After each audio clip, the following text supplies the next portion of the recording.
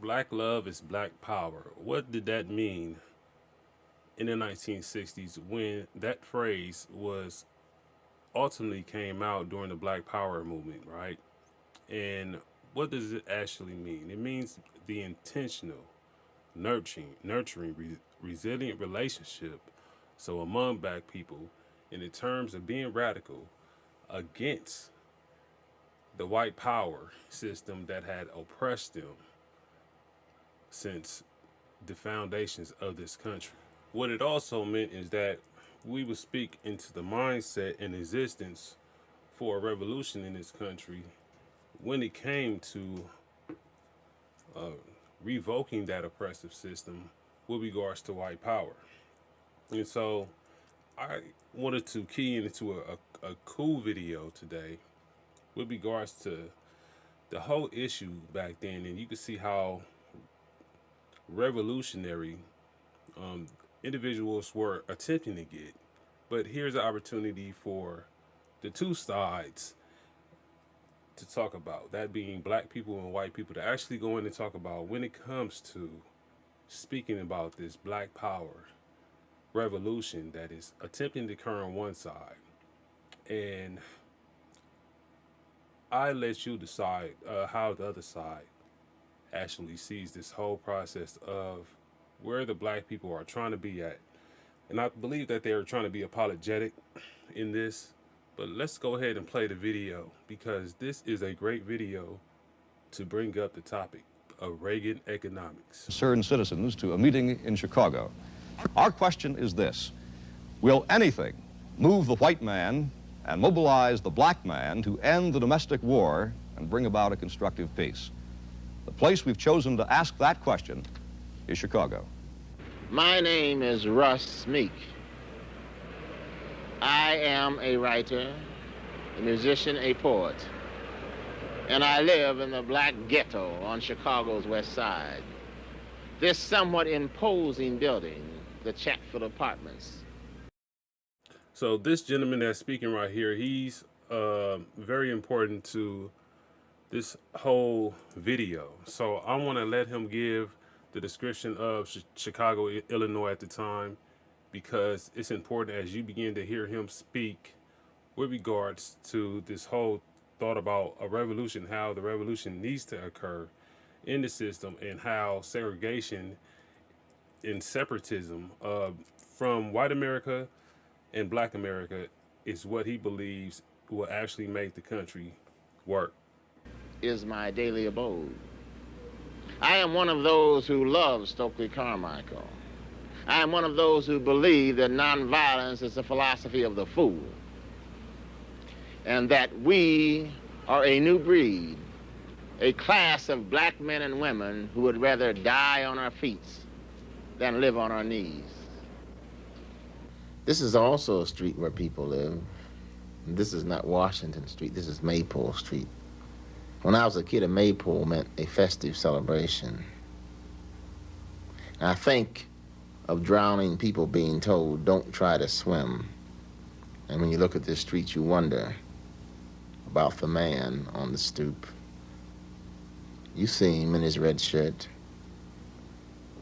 and you ask him, how are things going, as I did, and he'll tell you, not so good. This too is my neighborhood, where my black brothers and sisters live and die. And this guy, he's just back from Vietnam 4 or 5 days ago. And when we talked, he told me one thing sure, that not like MacArthur, he will not return. What are they fighting for? Well, maybe for these guys, these Madison Street merchants, these exploiters of my people. Yeah, and look, not only do they exploit us, but they also have fringe benefits, like that. I bet their daughter would never marry a nigger, because her daddy would lynch him. And here's the liquor store, along with the bars. White owners? Yeah. White managers? Yeah. But then black power works too. Ask A&P. These guys are now managers. Yeah, that's right. And why? Not for humanitarian motives, but because black power stepped in. Gee, look at this. They sell everything in the way of food. How about those garbage cans? Last week I saw a young black boy, about 7 years old, eating from them. Yeah, in the midst of plenty, they starve. But here we see them telling jokes to colored kids. Oh, yes, that's what they said. I said, what are you teaching them? They said, oh, nothing, we're telling jokes. And around the corner, they eat out of garbage cans. Hey, this guy don't miss many a meal. He's a little con man, yet he has the dignity of futility. He graduated from the back alley blues and came around to the walk, the street. See those cars passing by?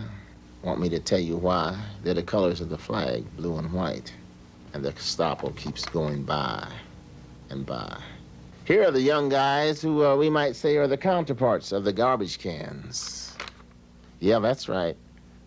Their little baby black soul brother eating out of a garbage can. But listen what they've got to say. Dr. King, Whitney Young, Roy Wilkins, Reverend Henry Mitchell, do you speak for them? Hell no. And I'm just for violence, that's all. I'm tired of it. Pray too long. I'm tired of it. We just beg and beg and beg, and he keeps saying no, no, no, no. I'm tired of it.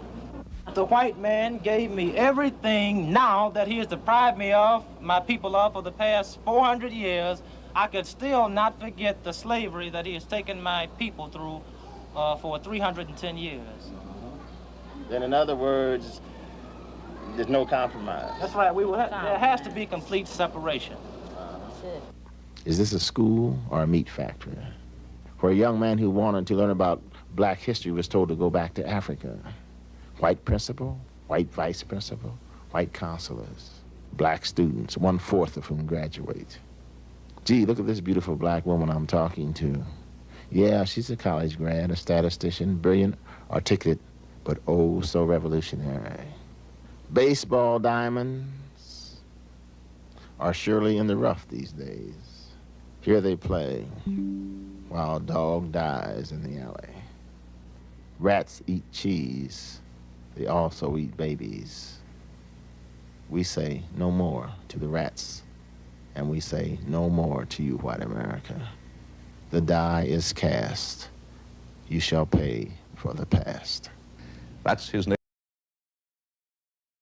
Well, one thing for sure that you can see that we got with all that, we definitely got the separation when it comes to economics, when it comes to the structure of, the division that is behind the culture when it comes to you can drive 20 minutes away, you can be in Beverly Hills, or you can be in a ghetto like South Central Los Angeles, or Watts, or Compton. You can go to Torrance on the other side of Beverly Hills, or you, like I said, you can drive back into Watts, Compton. It's so this bridge and this separation, this whole idea with regards to pointing the finger at the white man for all your badness and the wrongs that is going on in your life can certainly cause that separation, right? And when you steady pointing that finger and you're not detailing on just your present self and being representative to who you are and how you individually can continue to strive, and no matter what these individuals is talking about with regards to white supremacy and how they believe they are superior, still that should not have set you back. You should not let that set you back from your personal identity and what you want to achieve. But let's go into this revolutionary talk, this talk about revolution. As you have two parties together, that being white and black, come together to discuss this issue with regards to the domestic fighting that is going on between them. Neighborhood as he sees it. Mr. Meek, why do you suppose that it's actually been relatively cool in Chicago this summer? Is it because things are better in Chicago than other cities? Well, first of all, the question of cool is relative, because what the white media and the white power structure means by cool means that on the surface they don't see anything. But there's revolutionary ferment in Chicago, perhaps more so than any other city. Well, why hasn't it erupted, sir? That's a question you might ask the white folks. See, because we don't go around advocating riots, we advocate revolution. And a revolution takes the form that's necessary for it to be victorious. See, you might ask Reverend Mitchell, because he has the vigilante force out there in our neighborhood, he says, patrolling the streets to keep the niggers quiet. Well, Reverend Mitchell is here, and you did mention him in your film, too. I think we should right now go to Reverend Mitchell. You can stand, sir, if you'd like. It's easier, I think. Yes.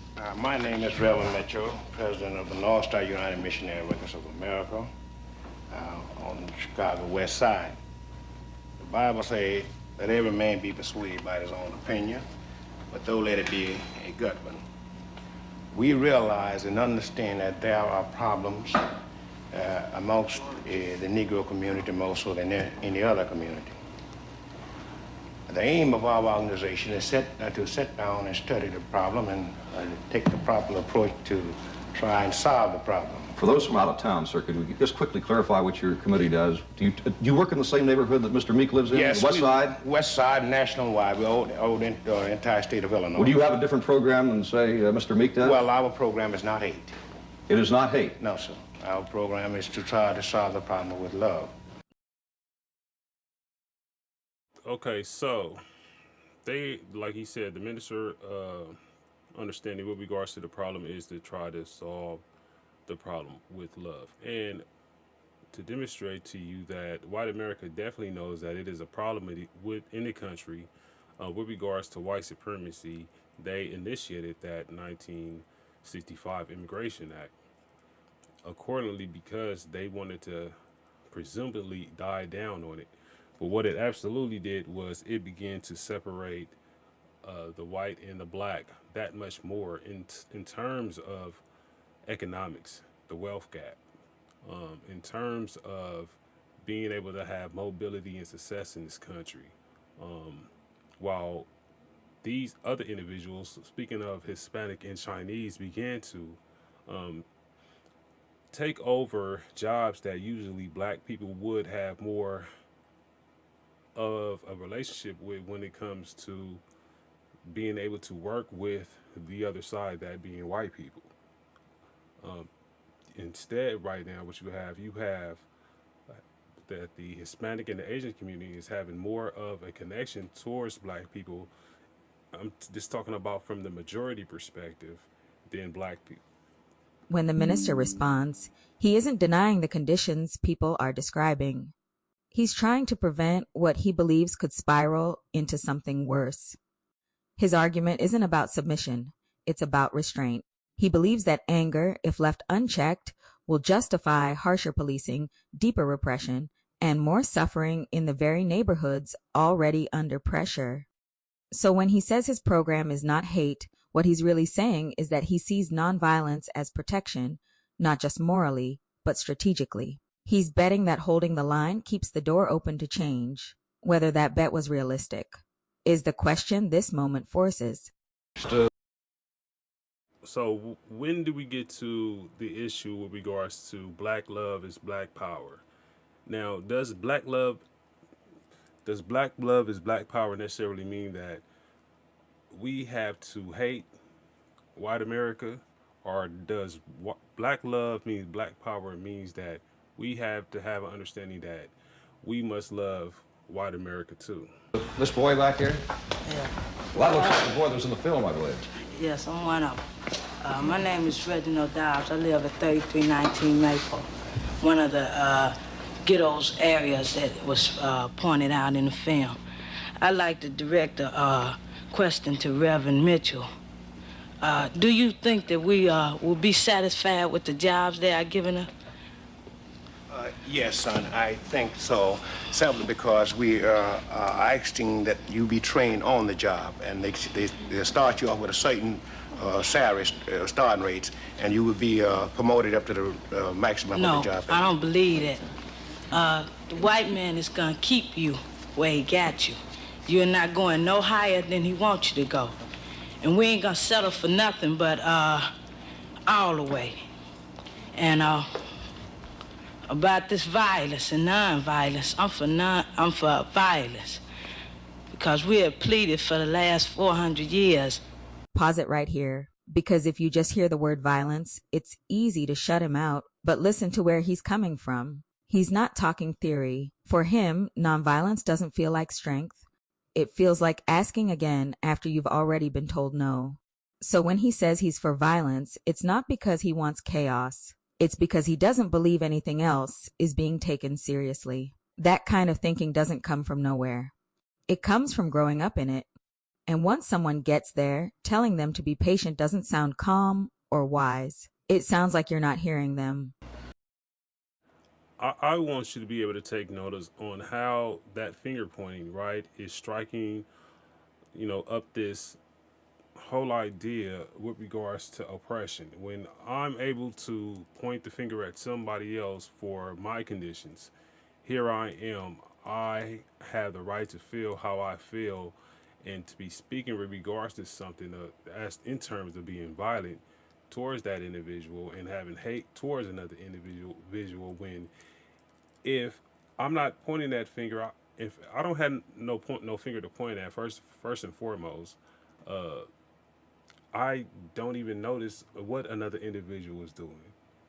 I only notice what I am personally doing within myself to strive and have the ability to strengthen my life from a personal perspective. That way, I can begin to really fix the situations around me. But notice how the finger pointing, the finger pointing, the finger pointing, that finger pointing is not love. And that's what the Reverend was getting on.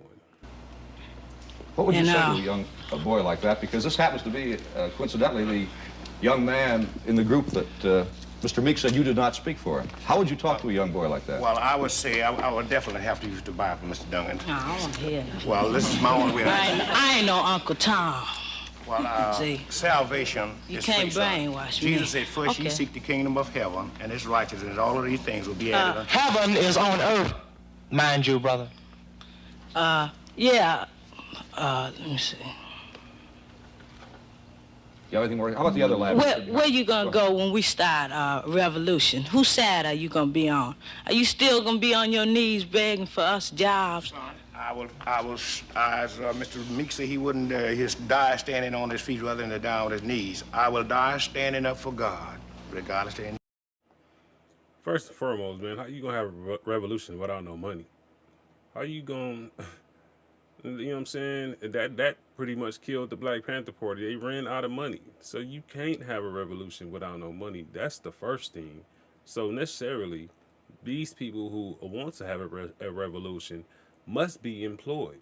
The money must come from somewhere. So who is the money going to come from if you don't want to take jobs, accept the jobs, you want to point the finger at the white man? They want to deliver the jobs to you, and here you is talking about that you don't want to accept them. Okay. Have God ever told you to let this white man rule you like he is? Well, young man, you first must be born again. God is a spirit. I ain't born again. I ain't got to be born again. See, I was born in a new generation. Your mother could have brainwashed you, but can't nobody brainwash me. I'm ready. It's gonna take young boys like us to win the revolution. The white peoples realized today that they was wrong for enslaving the Negro. The great mass. May I finish? I'll wait. Why, if you so militant and so intelligent, why don't you keep your mouth shut? I'll tell you why. Isn't it funny that he used the term militant? And isn't it funny how the young guy pointed at himself and said, we are going to be the ones to start the revolution? Who you think those young guys are in today's world? Huh? Don't you realize that these are the Bloods, these are the Crips, these are all these other gang members that have this attitude about what we're going to do and how we're going to militarize against somebody else who they're pointing the finger at? Because I'm sick and tired of you standing up there on a television camera, a black man with a white heart and a white face. You're a black Anglo-Saxon. You're a disgrace to the race to stand and talk about a white man loving you. Ask Medgar Evers' wife. Ask the parents of the 3 civil rights workers in Mississippi. Ask Jimmy Lee Jackson's mother. Understand? Ask Grace Louise of 5 children who was shot in the head because he's riding with a black boy in the car. You stand there and talk like an unmitigated fool. I thought you were more intelligent. I'm intelligent enough that I don't want to listen to your dribble. May I? And don't get me wrong, because, you know, he, in ways, is absolutely right. Black people have a history to look at when it comes to how they've been treated by white America to absolutely feel some type of way. But here's the idea that we must not lose complete grasp of. Black love is black power. Does that necessarily mean that in order to have black love and black power, do we have to have a mindset to where we continuously point the finger at the white man, don't love the white man, be it so much against the white man that we militarize to a time and to a place where we point the finger at ourselves, and in pointing the finger at ourselves, we begin to turn on ourselves. Finish young man question. Son, I'm sure that the great mass of the white people realizes that they was wrong for enslaving the Negro. Let's get this lady back here. My name is Jean Williams, and I'm a civil rights lawyer. What has kept Chicago from erupting has been the open suppression and Gestapo-like tactics that the Chicago policemen have initiated in the black neighborhoods. Wherever there are 5 or more Negroes congregated, they move in, they break up those groups. I know what I'm talking about. They break up those groups and they shuttle everybody off to jail. Now, sooner or later, there are going to be enough families deprived of their breadwinners and their loved ones that Chicago isn't going to be cool, regardless of how much praying Reverend Mitchell does. We have a Chicago. She's absolutely right? Can't deny it. You can't deny that. You can't deny that the police force, when it comes to slave patrols, when it comes to the Texas Rangers, when it comes to the police department system in the United States completely, has been completely built off targeting black communities, locking black men up, wanting to do things like convict leasing, with black laws. All this started with regards to politicians, right, for the most part, but politicians using the police force as a means to harass the black community. Chicago police official here, Chicago police commander, to respond to the charge about police repression in Chicago this summer. Is there an official of the Chicago Police Department who could answer that? Sorry, I'm here as an observer and not to give comment. You're not to give comment, sir. I see. Well, let him make his one statement. That's all right. Fine. Go ahead, son. As I was going back to see, he pointed out for me I could go back when I want to. Go back to where? Huh? Because you weren't afraid, you can go any place you like. Go anywhere Sir, you could want. you stand up? We can't hear you. Could you stand up over there by the microphone? You mean to Africa? Do you mean to Africa? Do you mean to Africa? We are not Africans no more. You have raped our great-grandmothers and stuff and changed us. Excuse me. We are not, okay, let me finish, and gave us a name as a Negro. I am not a Negro. A Negro is a person with a slave at the man. I just want to tell you that. And don't say nothing else to me. The young brother is on fire, isn't he? The young brother is on fire. You can't deny that.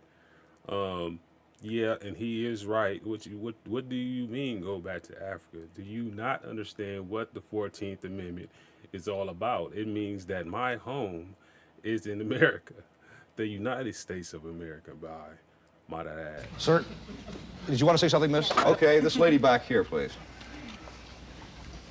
I would like to direct my Your name, question. please. Mrs. Fiedler of the East Avondale Community Council, a branch of LSNA. Mr. Meek, I recognized much of your film. Is this the 3100 block of Maple? 33 and 32. Fine. 32 was where I was raised. Looks quite familiar as it did when I lived there. Marshall School still looks the same also. And there was more than 75% colored when I went there. You know, we got along great. Some of, Best friends. all of us got along together very well. I recall very few colored and whites fighting. We were friends. When there was any arguments or fights, as there usually is, as you call it, the ghetto, we seemed to stick together. The colored stuck up for the white, and the white stuck up for the colored. Well, they couldn't have a time like I have. They had to be all the time. What is your point, No, ma'am? Do you feel that the... I arose Yes. from this neighborhood. I lived in the slums. I'm not ashamed of it. You know, nobody helped me get where I'm at. I scrub floors. I scrub floors. It doesn't make any difference. The friends that I graduated with have jobs and homes just as I have now. And they were colored. And they had a chance. They sat right next to me in class. The teacher listened to them just like she listened to me. And it was that same house that you showed me on that film. So then, I am as the same as these boys here. Because I seen little white kids as well as colored kids together digging out of garbage cans. Not separately. Together, we walked the alley. We walked Madison Street. We tripped over probably the same drunks in front of Rothschilds that are still there now. So what about me? Am I a poor white person? God help me, give me mercy. I want white power then. I'm sure you do, and you should have it, baby. You got it. Broadway? What about Wall Street? What about Wilson Avenue? That's just what that brother was looking for. But from a humanistic aspect, you can see how she's trying to draw relations to the circumstances in which we as all people have got to go through and climb up out of. And she's trying to draw that relationship by saying, I got through this situation by being in a 75% predominantly black community. So if I was able to climb up out of this same situation, how can I point the finger at anyone when I had to do all the work, keep focus, and drive to get myself out of these circumstances? Well, you want to let me address myself, too? White people are. What about them? We They have got a their own problem, problems, too. baby, and I think that the black people should have white power. I'm talking about black. You see, talking to you is an exercise in futility. Let's get this clear. I'm not talking about white people. Man, you solve your problems. You use force or violence, whatever necessary to solve it, No, and I you don't don't. blame you. And if I had the thing you had, I wouldn't want to give it up either. Do we come and march and you say, look at our poor people, look at our hungry No, babies? you don't have to come because we can't solve your problem. You have to solve your own, and we want to solve our own. By Understand? violence? Who said anything about violence? Everybody here is talking about violence, but He trust said me. he believes in violence. I want to Doesn't know he have a right why. to? They're going to take him in a few years and teach him to kill with the best weapons They available. taught my brother to kill, too. Okay, so And ask the make a United man States dead. government about violence, baby. They live on it. They thrive on it. Well, They're enmeshed in it. fighting for America. This is the most violent society in the world that you run, baby. Why is You've there so hung many black men Americans? up by their heads and cut their bodies to pieces. You burn women you to see death. him? Yes, I got the pictures on my wall.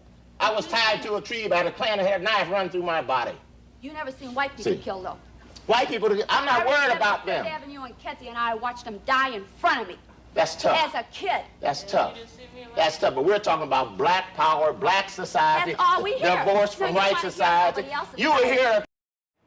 And see, she's going into like this is all we hear. Y'all continuously pointing the finger at us for all your problems, but at the same time, here we not all of us is to blame.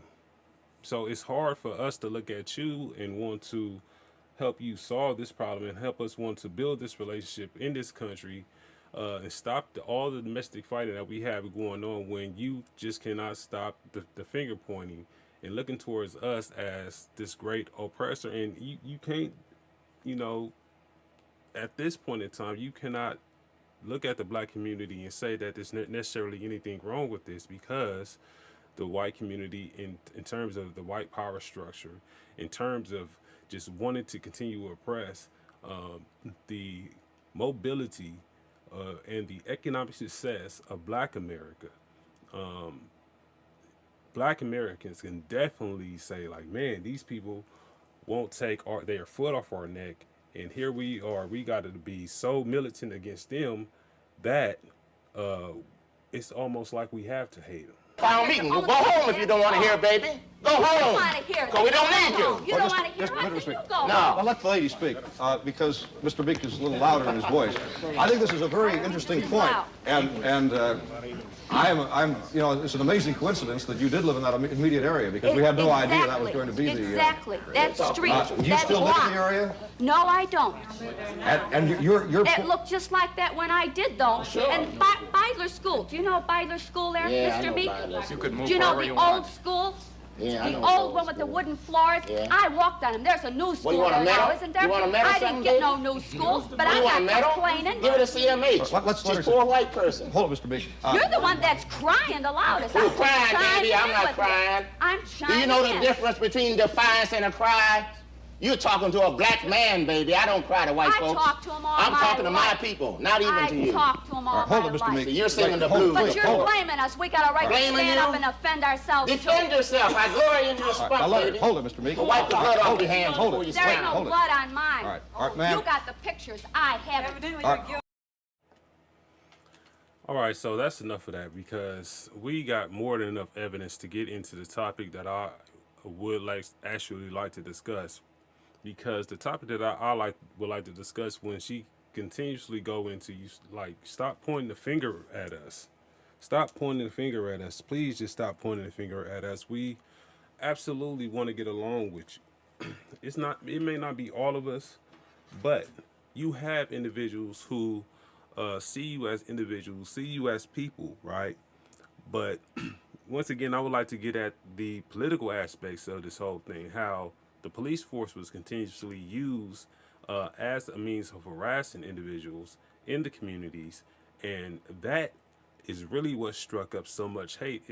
It's much more hate than, these people that was immediately, you got to think about, well, it's 25% other people that lived in the city of Chicago, while 75% particularly lived in that community. That just lets you know that black people is the coolest people in the world, first and foremost.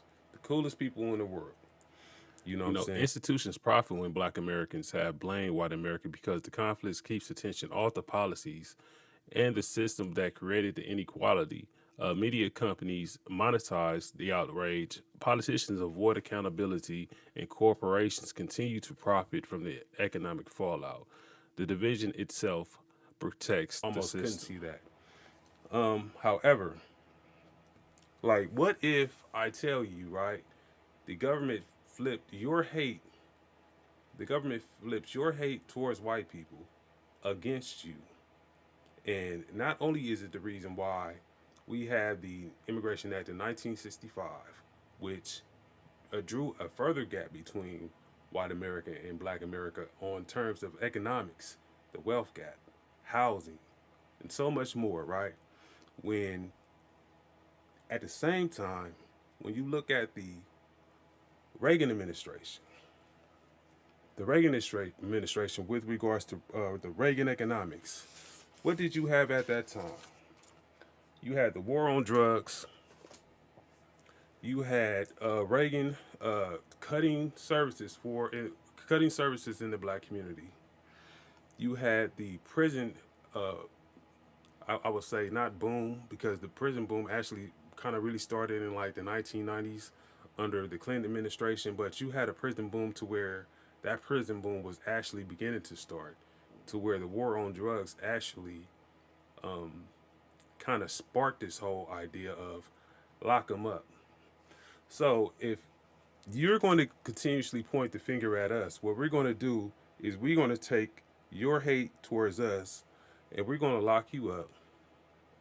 We're going to stop social services program for you, because what we don't want you raising children that's going to keep up this radical idea of pointing the finger at us for all of the oppression that you feel like that you are under the powers of white people.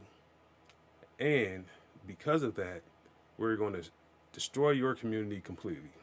Reagan economics was a business model that turned your hate for white people, your militantness for white people, all right, into a business model. That's all Reagan economics was. Look at how much they were able to gain from that perspective alone when you think about the prison industry absolutely beginning to be called a industry, the prison industrial complex. And it's putting you around the people that you don't want to hate. It's putting you around the individuals who, in the first place, you didn't want to be around in the street. And that's those police officers, those CEOs that are organized in the political, so in these prisons to do exactly what they were doing to you on the streets. You know what I'm saying? The Reagan economics, if you just buckle down and look at it, it was to turn your hatred towards white America for all you individuals who wanted to continuously point that finger at white America for all the problems in your life. We're going to take that, we're going to lock you up, all right? We're going to not be able to give you any social programs because we don't want you to making kids like you in the form that they are going to be radicalized against white America. They're going to continuously pump out this idea of blaming the white man for all their ills. And not only that, we got the Immigration Act of 1965 to absolutely back us up anyway, because before this prison population, before Reagan economics, the chain to dilute you had already begun to take place. So let's make room for these new people by locking you up, keeping you off the streets. Let's make room for them, all right, and let's drive up our economy by letting these new individuals come and take your place in the workforce, in the housing inside of your own communities, so that we can die down on this hate that is coming towards us. If you think about it like that, and if you think about how black love means black power, should have never been the idea of that we gotta point our finger towards the white man and become militarized to the point to where if another brother that's standing next to us, we point the finger at him for not acting in a militarized as we believe, as the next person believe, as the group believe, and we have all this inward fighting that you see in our communities today. Uh, when you look at black on black crime, when you look at black America no longer really looking at the violence that is coming from outside of the community, but coming from the inside of the community, you begin to understand that how that finger pointing is now turned around to you, the individuals who are stuck in the ghettos, who are not trying to find a way about the ghettos, but primarily, and I'm talking about from a mental perspective, continue to want to feel the oppression, not look for ways to elevate outside the community, but look for ways to use the community instead of the community being uplifted from your mind in a perspective that not only pushes you out, but pushes the people out around you. Think about that for a moment. Tony Cross-H.U.G on the Trumped Up Live show. You have got to go back and look at how the Reagan administration used your hatred for white people as a business model. Because that's all it was. It was a business model. Always remember to like, share, subscribe to the channel. It's a good day to be a soldier.